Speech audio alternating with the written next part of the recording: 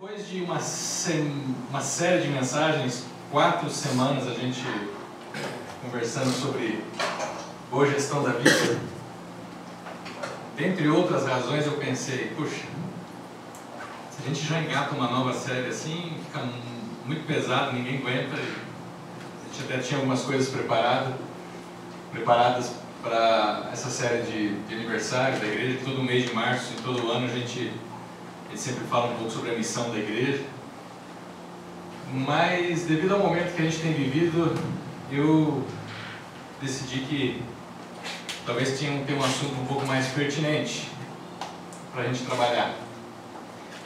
Não adianta nada a gente fazer uma boa gestão da vida, não adianta nada a gente ganhar uma nova perspectiva, reorganizar as prioridades, trabalhar com excelência e sermos generosos se a gente não para poder ouvir Deus, para poder se relacionar com Ele. A gestão da sua vida vai ficar meio turbulenta, meio complicada se você continua seguindo o seu próprio caminho, mesmo que tudo direitinho, mas você não consegue parar um tempo para poder ouvir Deus, não tem essa cultura, esse hábito na sua vida. Porque a gente vive num contexto muito complicado, sabe? Uma cultura de multitarefas. Todos nós aqui temos várias coisas para fazer. E o pior disso tudo é que a gente termina uma tarefa, ou nem termina uma tarefa e já começa a fazer outra. Vocês já perceberam isso? A gente começa a fazer uma coisa, e já começa a fazer outra em seguida e já começa outra de novo. E aí antes de terminar aquilo, a gente já está começando a fazer mais alguma coisa. Então a nossa vida ela vai virando um caos à medida que a gente não percebe essas coisas acontecendo. E também nós temos um mundo instável. Tem coisas que acontecem que a gente não tem como prever. Tem coisas que nos pegam de surpresa. É uma enfermidade, é um desemprego, é um acidente, é alguma coisa da natureza, né, que nem a gente está acompanhando. Alguns meses aconteceu algo em Mariana que ninguém conseguiu prever, ou conseguiram pelo menos, mas não fizeram nada. E agora nós temos em São Paulo aqueles alagamentos, ou seja, de repente a nossa vida está de cabeça para baixo e a gente tem que se virar nos 30, né? E aí, o que a gente faz quando a gente está desse jeito? Como é que a gente consegue passar por momentos assim? Como que a gente consegue manter ordem dentro de nós quando tudo está desorganizado? Não sei se é suficiente buscar uma nova perspectiva, reorganizar as prioridades, trabalhar com excelência e ser generoso.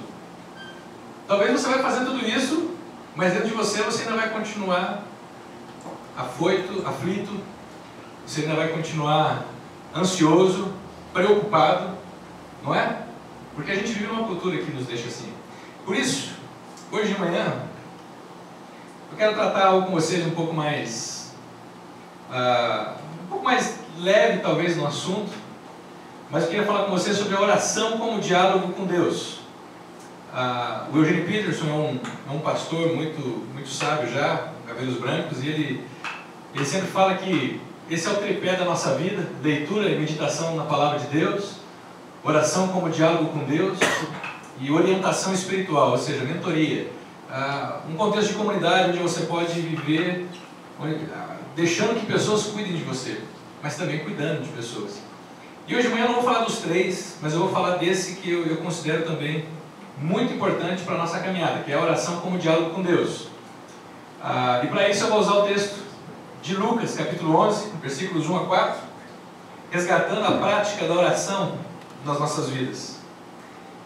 Ali diz o seguinte: certo dia Jesus estava orando em determinado lugar.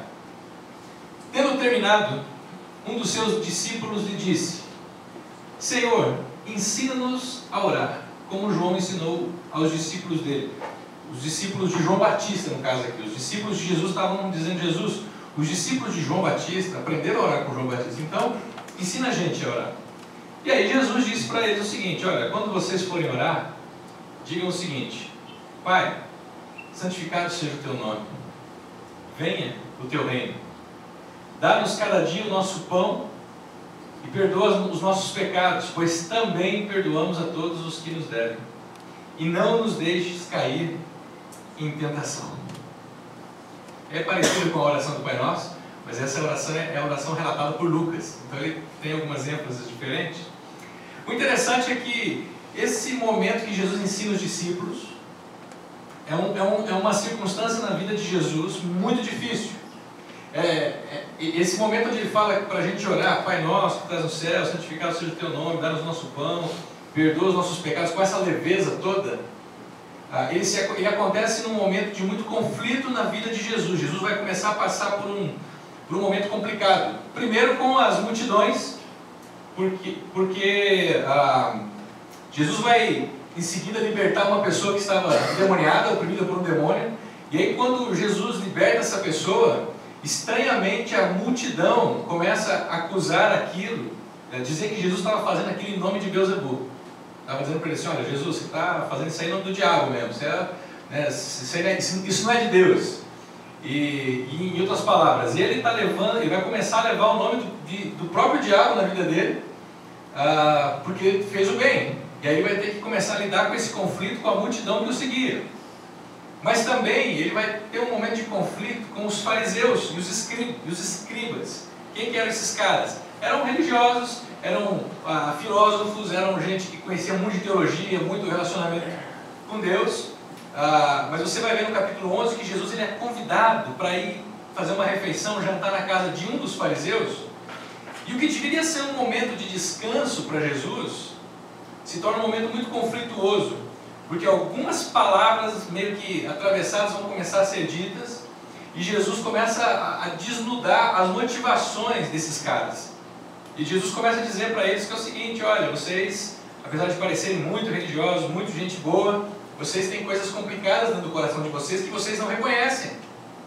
Então vocês parecem que andam tudo bonitinho, que fazem tudo belezinha, mas eu conheço o coração de vocês. Então Jesus começa a abrir o jogo, e aí, é óbvio, esses caras começam a pegar no pé de Jesus, e eles vão começar a planejar a morte de Jesus.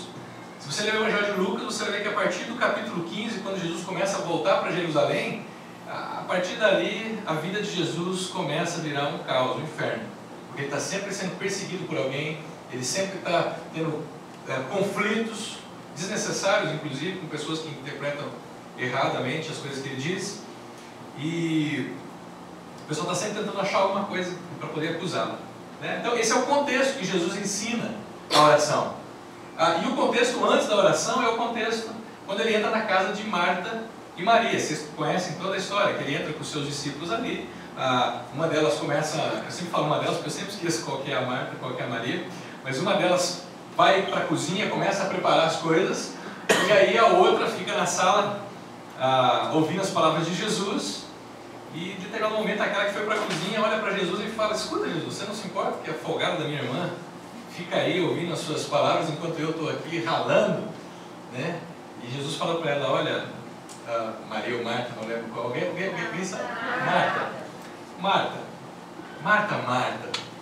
olha, você está preocupada com muitas coisas, você está vivendo num contexto de multitarefas, Marta.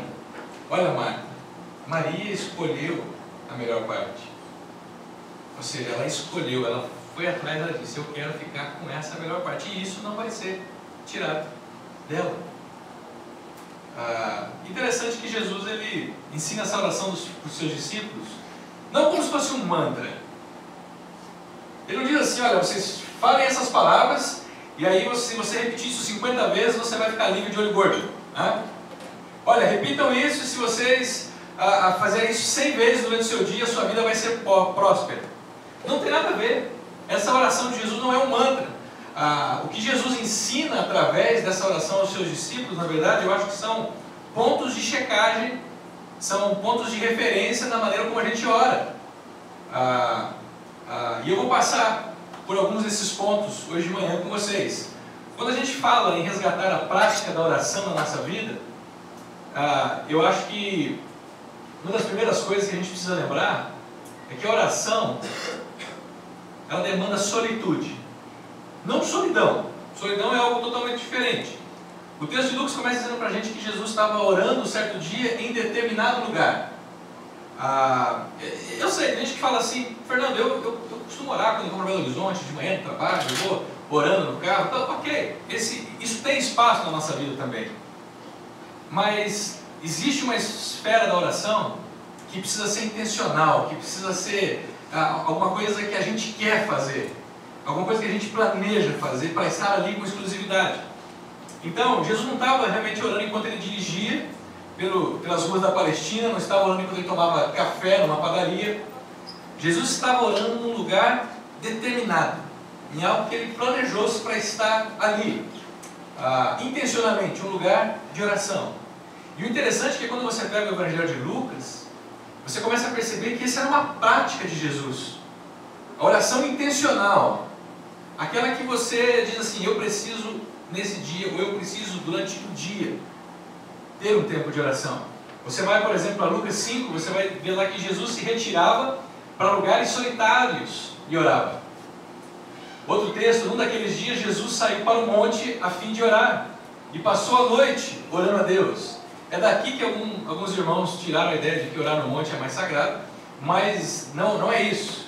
Jesus ele ia para um monte por causa da solitude que ele encontrava naquele lugar. Também diz que certa vez Jesus estava orando em particular. No outro texto, Jesus tomou consigo a Pedro, João e Tiago e subiu ao monte para orar. E o último texto ainda, ele se afastou deles a uma pequena distância, ajoelhou-se e começou a orar. Quando eu vejo a prática da oração na vida de Jesus, eu não descarto o fato de que a gente pode estar dentro de um avião, que a gente pode estar indo para o trabalho, numa fila de banco, e ao mesmo tempo a gente está dizendo, Deus, nos abençoe o nosso dia. Ou está tomando um café e está pensando, Deus, olha, eu tenho que fazer aquele negócio hoje, por favor, me dá sabedoria. Eu não estou descartando isso, a oração tem espaço para isso. Mas, no entanto, me parece que a oração que coloca a ordem dentro da gente não é essa oração. Me parece que a oração que arruma a nossa vida e que nos centra de novo, nos traz para o centro, a oração que nos realinha, não é aquela que a gente faz rotineiramente de maneira esporádica. Me parece que a oração que nos traz algo de diferente é algo que demanda solitude, exclusividade com Deus, tempo direcionado para Ele, um tempo cravado na nossa agenda, né? Você já pensou nisso? Talvez semana passada quando a gente falou sobre generosidade, algumas pessoas nunca tinham parado para pensar em ser generosos intencionalmente. Hoje é a oração. Você tem a oração como algo intencional na sua vida? Não algo que você faz sempre que você está em apuros, mas algo que você tem como parte da sua agenda. Interessante que nós, seres ocidentais, de uma cultura altamente pragmática, onde tempo vale dinheiro e a gente não pode perder tempo com nada, a gente vai abandonando alguns rituais da vida, algumas coisas que a gente considera perda de tempo, e no entanto a gente acha que a gente não precisa desses rituais, e Deus também não precisa desses rituais, mas eu diria que nós precisamos de alguns rituais para manter a disciplina na nossa vida e podermos experimentar momentos diferentes. A gente carece de alguns rituais, principalmente aqueles que nos ajudam a desenvolver uma espiritualidade séria. E o legal da oração é porque a oração ela parece que é algo que não faz nada na nossa vida, porque a gente não está produzindo, né? A gente não está correndo, a gente não está falando, a gente não está vendo nada especificamente. E parece que tem uma formiguinha, né? A pulga e o percevejo ali fizeram a combinação, fizeram a serenata debaixo do meu colchão. Não deixa eu parar, não deixa eu me aquietar. As situações que a gente vive durante a nossa vida não nos deixam aquietar. Você para orar, mas você não consegue desligar. Você está sempre pensando. Você precisa encontrar um espaço na sua vida onde você exclusivamente converse com Deus, dialogue com Ele. Eu acho que a gente precisa de o que nós chamamos de jardins de oração. lugares específicos, seja na sua casa, seja no seu trabalho, né? Sua sala, talvez no seu escritório com a porta fechada, se você trabalha na rua, talvez uma praça. A gente precisa. Senão não adianta a gente fazer uma boa gestão da nossa vida quando o nosso coração está seco, que nem um deserto. Olha só, a prática da oração, ela envolve aprendizado para a gente também, porque os discípulos de Jesus, eles eram judeus e eles sabiam como orar. Eles cresceram aprendendo sobre isso. Mas, no entanto, quando eles olhavam Jesus orando, eles percebiam que Jesus orava diferente. Sabe esse negócio de chamar Deus de Pai? Até Jesus nos ensinar isso não era cultura dentro do meio judaico. Deus sempre foi visto como um Senhor, como uma espécie de chefe, uma espécie de Deus, até parecido com os deuses gregos, os deuses egípcios. Não tinha essa intimidade toda, mas quando Jesus orava, parece que os seus discípulos, eles percebiam que ele orava de maneira diferente. Por isso eles chegam para Jesus e dizem: Jesus, nos ensina a orar. E eu imagino Jesus terminando de orar, abrindo os olhos e dizendo: e aí, pessoal, tudo bem? E aí os discípulos dizendo: Jesus ensina a gente a orar. A gente precisa aprender a orar desse jeito. A religiosidade ofereceu para os discípulos de Jesus uma relação de oração fria, mecânica, pragmática inclusive, utilitarista, onde o que vale é conseguir o que nós queremos. Isso tem alguma semelhança conosco? Nós que crescemos tanto numa cultura católica romana como numa cultura evangélica, a gente aprendeu que orar é só para conseguir coisas de Deus, é só para conseguir torcer o braço de Deus e mudar Deus. Mas será que é essa a oração que Jesus ensina para os seus discípulos? Para convencer Deus de fazer alguma coisa que Ele não quer fazer e a gente que quer? Presta atenção numa coisa: eu oro não é para que Deus mude, eu oro para que eu mude. Porque Deus não muda. Deus não precisa ser persuadido por mim e por você. Presta atenção quando eu falo isso. Tem gente que acha: então a oração não tem poder. A oração não tem poder nenhum, e eu falo isso com todas as letras. Quem tem poder é Deus. Então para com esse religiosismo, com esse ocultismo, com essa coisa que o diabo colocou no meio da mentalidade evangélica, de que é a oração que tem poder, que é a fé que tem poder. Oração e fé não tem poder. Se você orar e tiver fé em algo que não tem poder, não vai adiantar nada. Poderoso é Deus, é o nosso Pai, que nem Jesus ensinou a dizer. Nós precisamos aprender, quando a gente vai orar, saber que a gente não está tentando tirar de Deus algo que Ele não nos quer dar. Nós precisamos aprender que quando nós vamos orar, nós estamos tentando entender de Deus o que Ele está fazendo nas nossas vidas. Nós precisamos aprender a perceber: Deus, o que o Senhor está fazendo na minha vida? E eu só faço isso quando eu oro. Oro, inclusive, desprovido desse negócio de querer manipular Deus. Pare com esse negócio de orar achando que você consegue manipular Deus e mudar o mundo espiritual. Para, isso é bobeira, é bobagem, isso é paganismo. São os deuses gregos que mudam conforme os homens oferecem coisas para eles. Deus não muda. Deus é misericordioso, a Bíblia diz que a sua misericórdia dura para sempre. Então, quando você chegar diante de Deus para orar, saiba, você está falando com um Pai. Pai nosso, por isso que Jesus ensinou: Pai nosso.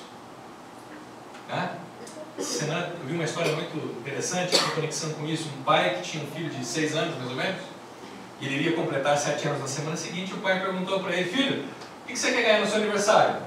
E aí o menino pensou e disse assim para o pai: pai, eu já não sei o que eu quero.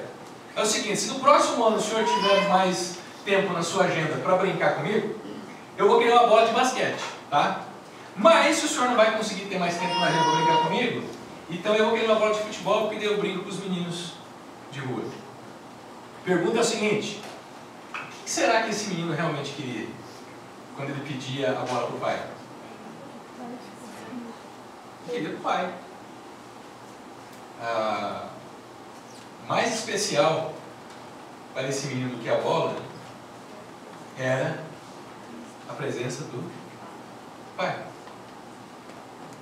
Quando você ora, você tem mais interesse nas bênçãos de Deus ou em Deus? A sua oração é para receber algo dele ou você quer a presença dele na sua vida? Não tem nada de errado a gente pedir coisas, gente. Jesus até nos ensina a pedir, mas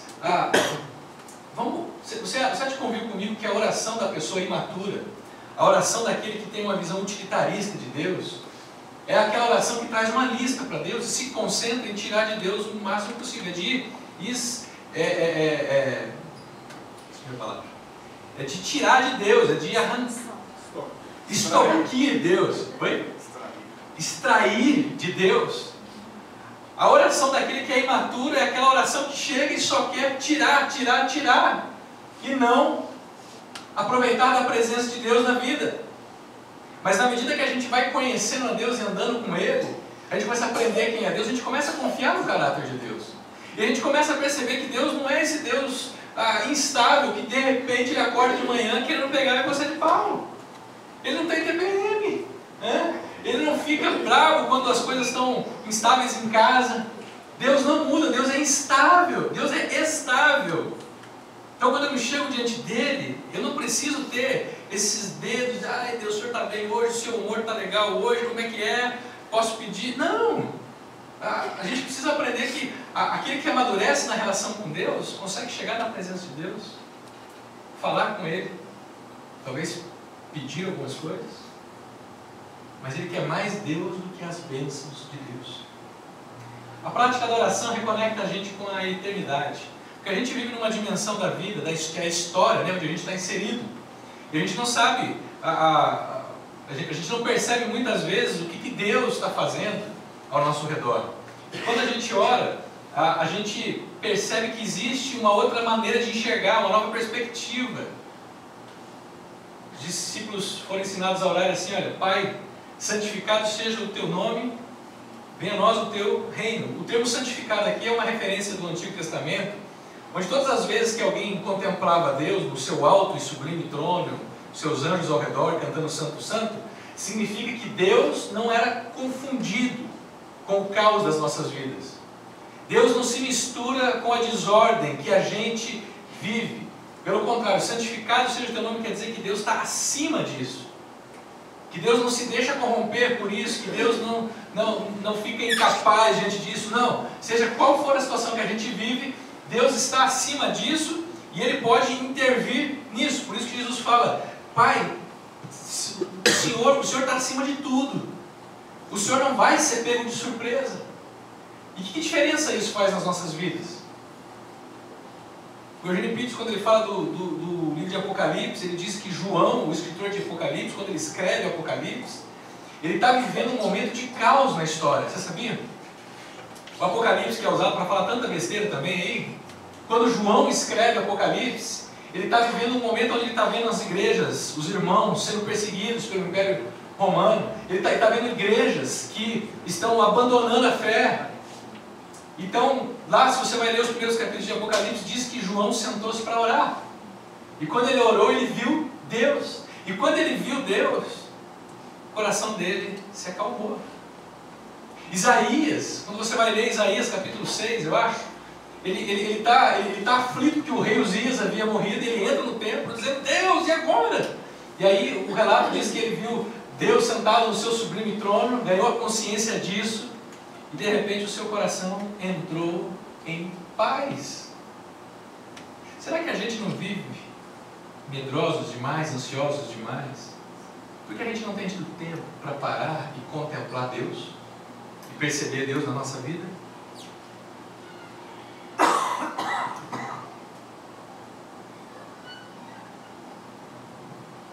Acho que a imagem mais legal e mais conhecida de vocês é aquela do barquinho, né? Jesus atravessando o mar da Galileia com os seus discípulos, e o barco começa a ser jogado pelas ondas, a tempestade se instala, Jesus está dormindo no barco, no meio da tempestade, e os discípulos estão aflitos. Jesus chama os discípulos chamam Jesus como quem diz: Ô Jesus, acorda, nós vamos morrer. E Jesus, ele se levanta, ele vem, e ele repreende o mar e tudo se acalma. Quando a gente aprende a ouvir a voz de Deus, a buscar a voz dele, o caos de nós se dissipa. Mas perceba uma segunda frase nesse texto: santificado seja o teu nome, venha o quê? O teu reino. É um pedido, mas Jesus não está ensinando a gente a falar assim: Senhor, o que eu quero que o Senhor faça aqui, ó Senhor Todo-Poderoso, todo soberano, é isso aqui que está na minha lista. Percebe a incoerência? Senhor, tu sabe de todas as coisas, tu tens o melhor para mim, olha, então faz isso aqui que eu quero. Não é isso que Jesus está dizendo. Jesus está dizendo que a gente tem que lembrar que Ele está muito além do que a gente pode imaginar, e a gente tem que orar dizendo: Deus, nos ajuda a compreender a tua vontade na minha, nas nossas vidas. Venha o teu reino. Se o que eu quero não é o que o Senhor quer, então que prevaleça o que o Senhor quer na minha vida. Sabe, eu não sou vidente, nem nada parecido, não vejo o futuro, mas é muito simples a partir da sabedoria, da espiritualidade cristã, a gente entender uma coisa: quando a gente decide da nossa vida fazer ou pensar algo diferente da vontade de Deus, a nossa vida vira um caos, um inferno. Viu? Quando a gente insiste em tomar decisões, em fazer coisas que a gente sabe que aquilo não está coerente com os ensinos de Deus, a nossa vida vira um caos. É só questão de tempo para a gente se tornar um caos, mergulhar um caos emocional, espiritual, social. E aí, meu amigo, não tem terapeuta no mundo. Porque a moda da geração de hoje é terapia, né? Qualquer coisinha, sentiu uma dorzinha, vamos para terapia. Sentiu um incômodo aqui, vamos para terapia, vamos para o remédio. Mas eu vou te dizer, enquanto você e eu insistimos em fazer aquilo que não está dentro do plano de Deus, não tem terapeuta que vai segurar a tua moda. Não tem nada contra a terapia, não, tá? Acho que tem que ser feito sim, acho que tem gente que precisa e tem bons terapeutas aí que são ótimos conselheiros, ótimos mentores. Mas eu acho que a gente adianta algumas coisas antes. A gente pula na frente. A gente não quer sentir nenhum desconforto. A gente quer ficar imune ao sofrimento, inclusive ao sofrimento causado pelas nossas decisões erradas. Agora, quando você se arrepende, e é bom que você se arrependa, quando você se arrepende antes que as coisas piorem, você só tem a ganhar. Porque muitas vezes a gente se arrepende depois que as feridas já ficaram profundas demais, e aí a gente tem que correr atrás do prejuízo. Mas olha só, a prática da oração também nos sensibiliza diante do ordinário. Por isso, a oração de Jesus diz assim: olha, nos dá o pão de cada dia, Deus. Essa frase é muito interessante aqui, porque Jesus está dizendo que o pão é nosso. O pão é ordinário, é algo que nós precisamos diariamente. Mas ele ensina os discípulos a olhar para Jesus, para Deus, e pedir a Deus: Deus, nos dá o nosso pão. Essa percepção, essa consciência de que Deus nos dá aquilo que nós precisamos é importantíssimo, inclusive as coisas ordinárias da nossa vida. Reconhecer nos elementos mais ordinários da nossa existência a bênção de Deus. Agora, se você não ora, você não percebe a bênção de Deus em coisas pequenas. Se você não ora, você não percebe Deus te abençoando em coisas mínimas. Você só acha que a bênção de Deus se mostra quando acontece alguma coisa muito grande. É que nem uma poesia de Adélia Prado, poetisa mineira, que diz assim, que de vez em quando Deus me tira a poesia. E quando Deus me tira a poesia, eu olho pedra e só vejo pedra. Vou repetir. De vez em quando Deus me tira a poesia. E quando Ele me tira a poesia, eu olho pedra e só vejo pedra. Quando nós deixamos de orar, a gente olha para a nossa vida ordinária e a gente só vê uma vida ordinária. Mas quando a gente ora, a gente consegue perceber em mínimos detalhes Deus cuidando de nós. Tem uma crônica de Rubem Alves também, que fala de dois pais contemplando os filhos brincando no tapete da sala de estar. E o primeiro pai, consumido pela rotina e pelos grandes planos, sem nenhuma sensibilidade para as coisas ordinárias e pequenas, ele olha para o filho brincando no tapete da sala de estar e pensa: em voz alta, né, dizendo assim: meu filho, você vai crescer e eu vou te dar todas as condições para você crescer de maneira saudável. Eu quero colocar você nas melhores escolas, eu quero oferecer para você as melhores oportunidades e eu quero que você se torne um profissional de sucesso. E você será um orgulho para você mesmo e para mim. Esse é um pai. O segundo pai, que também observa o seu filho na sala de estar, mas porém o seu filho que está numa luta contra a leucemia, diz assim: meu filho, se amanhã fizer sol e você estiver bem, a gente vai para o parque. E a gente vai se divertir muito. Percebe? A oração, ela parece algo simples, mas ela muda a maneira como a gente enxerga a vida e como a gente reorganiza, inclusive, a escala de prioridade. Já aconteceu algumas coisas na sua vida que você diz assim: puxa, isso é coincidência. Mas sabe, quando você não está orando, quando você não tem orado, você acha que aquilo é coincidência. E você não percebe que é Deus cuidando de você em mínimos detalhes. Eu me lembro de uma vez em Araçatuba, quando eu ainda estava estudando no seminário. Vida de seminarista do sistema internato é terrível, sabe?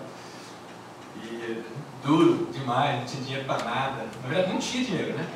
A gente trabalhava em troco de casa e comida. E eu lembro que um dia, depois do culto de manhã, eu estava pensando assim, que era assim, a gente morava lá no seminário, então, longe de família, era um negócio meio complicado. E um dia depois do culto da manhã, eu estava pensando assim: puxa Deus, bem que alguém queria me chamar para almoçar na casa dele hoje, né? É tão bom quando a gente vai e se senta junto com a família dos outros e come bem e tal, que lá no seminário, agora Europa. E cara, naquele dia, alguém veio logo em seguida e falou: vamos almoçar com a gente hoje? Vamos! Depois fiquei pensando: puxa, coisas pequenas que Deus me mostrou o cuidado dele. Eu podia contar muitas coisas que aconteceu com a gente nesse sentido. Mas se a gente não tiver uma vida de oração, a gente sempre acha que tudo é coincidência. A gente não consegue perceber Deus agindo no nosso cotidiano. A prática da oração nos revela quem somos. Quando eu oro, eu percebo quem eu sou. Por isso, uma das partes da oração de Jesus é o seguinte: olha, perdoa os nossos pecados, pois também perdoamos a todos que nos devem. Gente, entrar em contato com a presença de Deus é entrar em contato com a luz que ilumina a nossa alma. Entrar em contato com Deus é se expor a uma luz que vai entrar e vai iluminar os cantos mais escuros e os quartos mais fechados da minha e da sua vida. Aquelas coisas que a gente não mexe com ninguém, que a gente não fala para ninguém, aquelas coisas que a gente acha que a gente dá conta. Mas quando eu tenho um tempo de solitude, de aprendizado, de confiança em Deus, de maneira inexplicável, Deus é capaz de me desnudar, de mostrar quem realmente eu sou. Quando a oração deixa de ser uma prática no meu dia a dia, o problema é sempre o outro. Quando a oração deixa de ser uma prática, a culpa é sempre do fulano, é sempre do governo, é sempre das circunstâncias. Mas quando eu tenho uma vida de oração, eu consigo perceber aonde que eu estou errando e aonde que eu preciso amadurecer. E lembra, Deus nos ilumina não de uma maneira acusadora,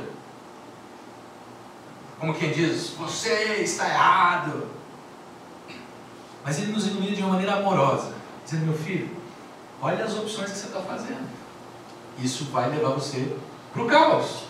É luz graciosa. Deus revela o nosso erro e ao mesmo tempo Ele nos abraça. Deus nos perdoa e ao mesmo tempo Ele nos convida a fazer o mesmo com aqueles que nos ofendem. Não é interessante isso? Perdoa as nossas dívidas, ou perdoa as nossas ofensas, assim como nós perdoamos aquele que nos tem ofendido.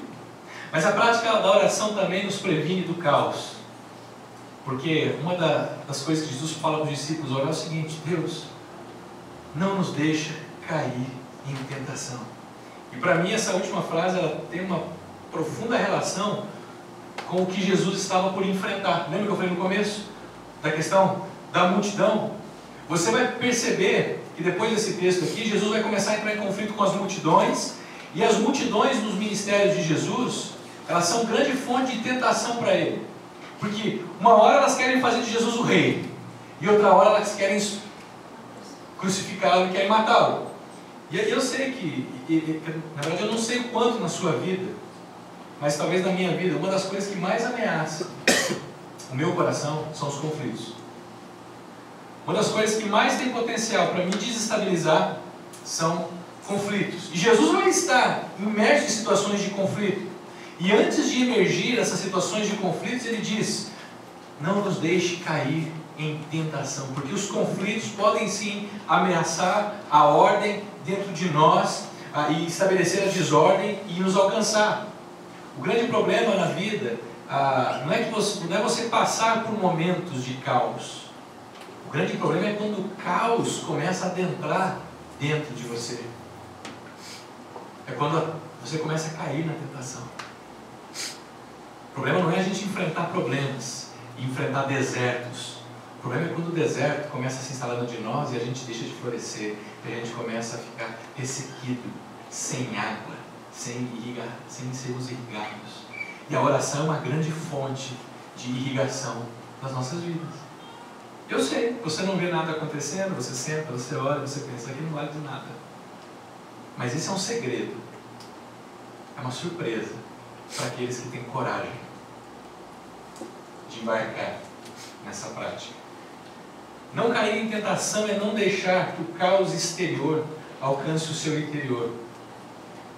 Porque enquanto você tem ordem interior, você é capaz ainda de andar com Deus mesmo em meio às adversidades. Mas se dentro de você a coisa desorganizar, aí você se perde. Que tal você refletir nessa manhã e praticar? Você tem tido momentos de oração na sua vida, você está levando tudo no peito?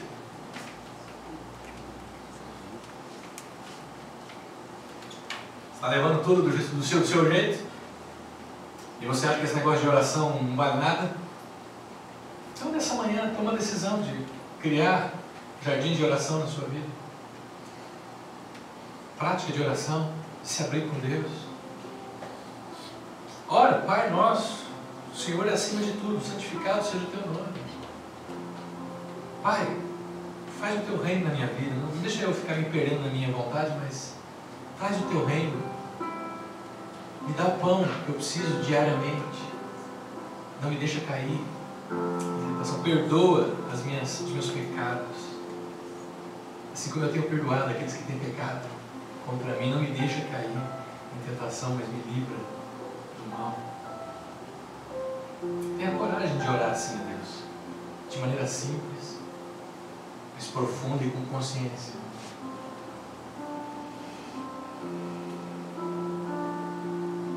Já disse para vocês que no mundo ocidental protestante, por exemplo, tirou da gente, por exemplo, as capelas. E as capelas, aqueles vitrais com as histórias de Jesus, na verdade foram criados numa época onde as pessoas não sabiam ler, eram analfabetas. E elas precisavam aprender a história de Jesus. Então quando elas olhavam para aqueles vitrais, aqueles desenhos, elas aprendiam. E elas se inspiravam. E aí o mundo protestante chegou e falou: não, isso tudo é idolatria, pau. Aí fizeram um caixote branco, olha, aqui que nós vamos nos reunir. Sem lugar para se inspirar, sem lugar para ser desafiado. E eu e você precisamos de coisas assim. Nós precisamos de uma música boa para nos ensinar, para nos inspirar. Eu falei, o tempo que nós temos de música aqui na igreja não é para esperar o pessoal chegar para daí a gente começar a palavra. O tempo de música aqui é parceira da palavra, para desafiar você. Nós precisamos de imagens onde a gente possa ser levados, remetidos à presença de Deus. Mas se a gente continuar correndo, a gente não vai ver. A gente não vai conseguir perceber. Por isso, talvez, você pode criar um jardim de oração na sua casa, encontrar um lugar onde você vai dizer: aqui é o meu lugar de oração, é aqui que eu vou encontrar contigo, Senhor, todos os dias, tal hora eu vou estar aqui. E lembra de uma coisa: se você não for, Ele vai estar lá. Faça desse jardim uma experiência de solitude, não de solidão. Solidão não. Uma pessoa em solitude é alguém que, apesar de estar sozinha, na mente e no coração dela, ela está em diálogo com Deus. Ela está sozinha, mas ela não está abandonada. Eu te desafio a encontrar esse momento onde você tenha diálogo no seu coração com Deus, com o teu Salvador, com o Senhor. Tenha como centro desse jardim pessoa amada. Transforme a sua oração de um monólogo em um diálogo com Deus. Você não precisa chegar diante de Deus e falar tudo que você quiser falar. Deixa algumas lacunas. Deixa alguns pedaços abertos. Aprenda, por exemplo, a desfrutar de silêncio na presença de Deus. Porque a gente aprende, tanto na cultura evangélica quanto na cultura católica, que a gente precisa chegar diante de Deus. Blá blá blá blá blá blá blá blá blá blá blá blá blá blá. A gente não pode simplesmente chegar diante de Deus e dizer: Deus, eu vou ficar aqui um pouco na tua presença, eu quero perceber algumas coisas, eu quero entender algumas coisas.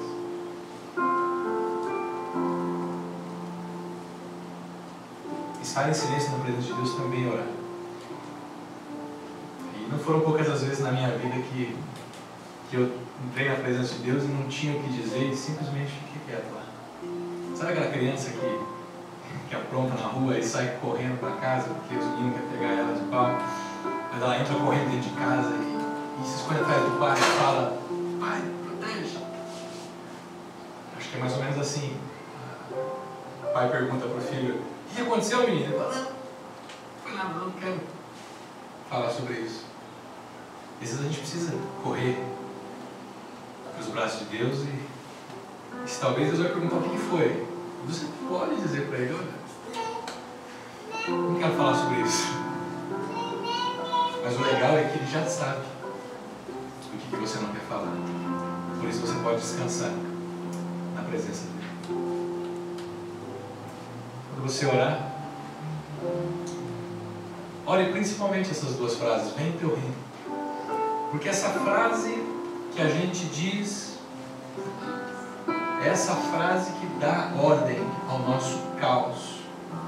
Quando a gente diz: Deus, venha o teu reino, invade a minha vida, Deus, invade a minha história com teus princípios, com a tua vontade, Senhor, invade o meu coração, dissipa esse caos, essa desordem dentro de mim. Eu não quero mais fazer o que eu quero fazer o que o Senhor quer. Essa oração: vem o teu reino, é isso.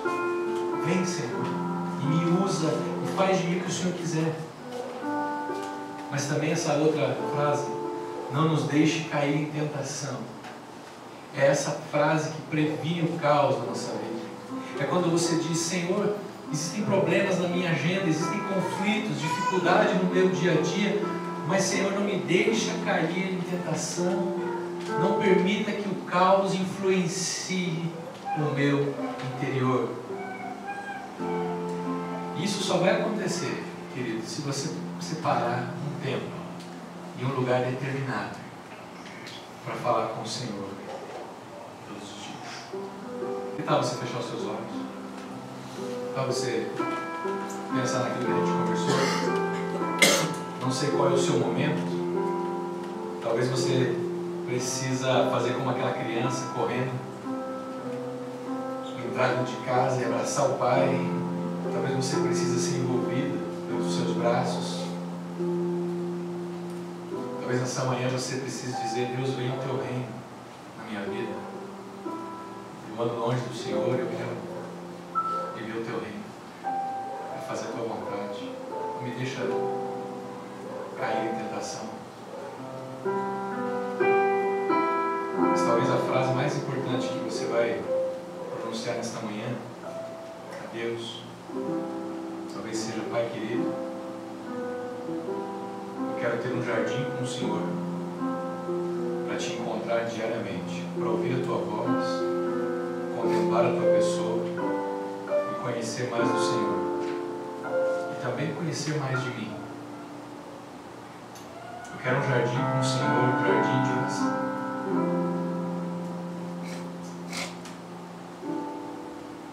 Pai, o Senhor conhece o momento de vida que nós estamos vivendo, o momento que o nosso país tem vivido, a nossa nação, o nosso povo. E isso tem desestruturado muito de nós. Muitos de nós têm ficado preocupados, ansiosos. Por isso, nessa manhã, nós queremos pedir ao Senhor que venha o Teu reino na nossa nação, Senhor. Começa em nós. Invade as nossas vidas. Que a Tua presença nas nossas vidas possa invadir os cantos da nossa nação, Senhor. As esferas de influência da nossa cidade, do nosso estado. Não nos deixe cair na tentação, Senhor, que essa situação toda tem nos oferecido. A tentação de abandonar, a tentação de nos desesperar e tomar decisões impulsivas. A tentação de passar a confiar em ideologias e não no Senhor.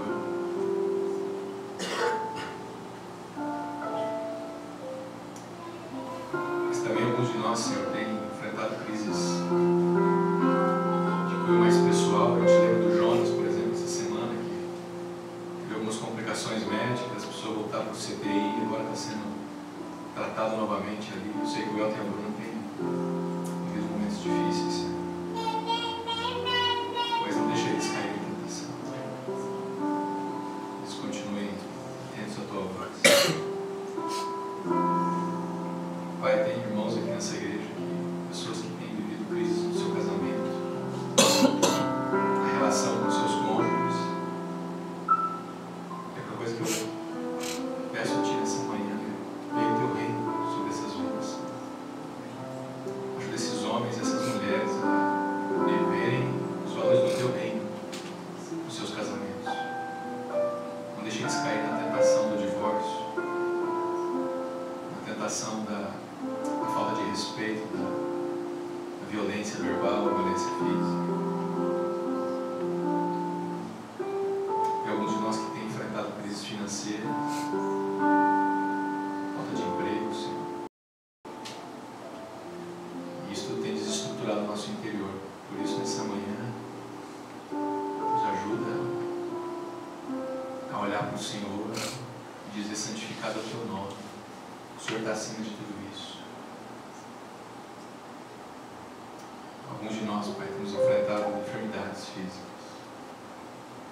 Isso tem tirado as energias, o ânimo de alguns familiares. Nosso pedido nessa manhã é que o Senhor alcance-nos com Tua cura física e nos dê uma nova chance, Pai, de viver sem enfermidades. Mas venha o Teu reino. Invade a nossa vida e faz a Tua vontade, Senhor. Faz nessa igreja a Tua vontade. Faz em cada um que está aqui hoje de manhã a Tua vontade. Não nos deixe cair na tentação, mas livre-nos do mal. Pois Teu é o reino, Teu é o poder.